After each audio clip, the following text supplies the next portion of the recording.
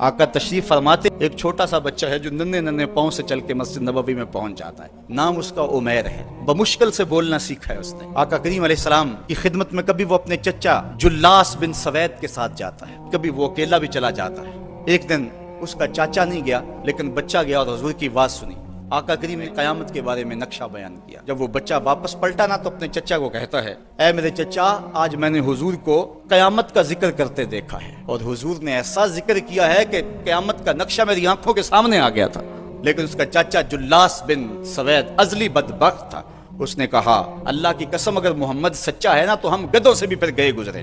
جب یہ بات کہی اس نے تو اس بچے کے پاؤں تلے سے زمین نکل گئی کہ میرا چچا کیا بول رہا ہے, یہ تو مجھے انگلی لگا کہ مسجد نبوی میں لے جایا کرتا تھا, یہ تو منافق نکلا. اس بچے نے جو لفظ کہا اب سنیے, اے میرے چچا, اللہ کی قسم میرے دل کو سب سے اچھا اگر کوئی لگتا تھا بندہ تو وہ تو تھا. آج سب سے زیادہ مجھے برا تو لگتا ہے. چچا جی, دو راستے جاتے ہیں. ایک راستہ تو یہ ہے کہ میں اللہ اور اس کے رسول سے خیانت کروں اور جو تیری بات ہے وہ رسول اللہ کو نہ بتاؤں, اور دوسرا راستہ میرے پاس یہ ہے کہ جو تو نے کہا ہے میں جا کے حضور کو بتاؤں, پھر جو ہو سو ہو. اس کے چچا جلاس بن سوید نے کہا, تو نا سمجھ سا بچہ ہے, چھوٹا سا بچہ ہے, تیری بات کس نے ماننی ہے, جا جو جی چاہتا ہے کہہ لے. وہ بچہ اٹھا اور حضور کی مجلس میں پہنچ گیا.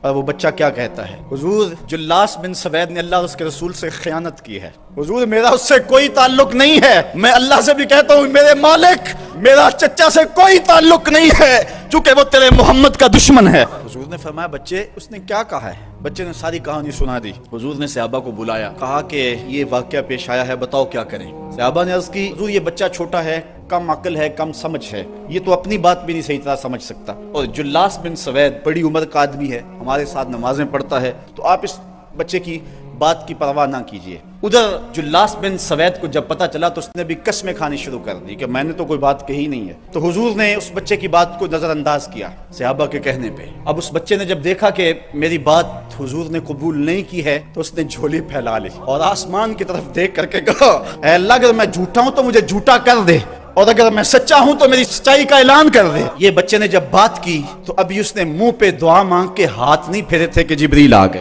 اور سورہ توبہ کی آیت نازل ہوئی, یہ قسمیں کھاتے ہیں کہ ہم نے یہ بات نہیں کی ہے. محبوب انہوں نے اسلام لانے کے بعد کلمہ کفر بولا ہے, اس نے بات کہی ہے. تو اللہ تعالیٰ کے محبوب نے اس بچے کو اپنے پاس بلایا. خوش آمدید وہ بچے جس کی 7 آسمانوں سے اوپر رب نے بھی گواہی دی ہے. حضرت عمر رضی اللہ تعالیٰ عنہ کا دور آیا, انہوں نے حضرت عمیر بن سعد انصاری رضی اللہ تعالیٰ عنہ کو حمص کا گورنر بنا دیا, اور پھر جب وہ فوت ہوئے تو حضرت عمر روئے, فرماتے کاش کہ میرے پاس عمیر جیسا کوئی دوسرا آدمی ہوتا اور میں مسلمانوں کی محافظت کے لیے اسے مقرر کرتا. اللہ نے بھری بزم کے اندر اس بچے کو جھوٹا نہیں ہونے دیا.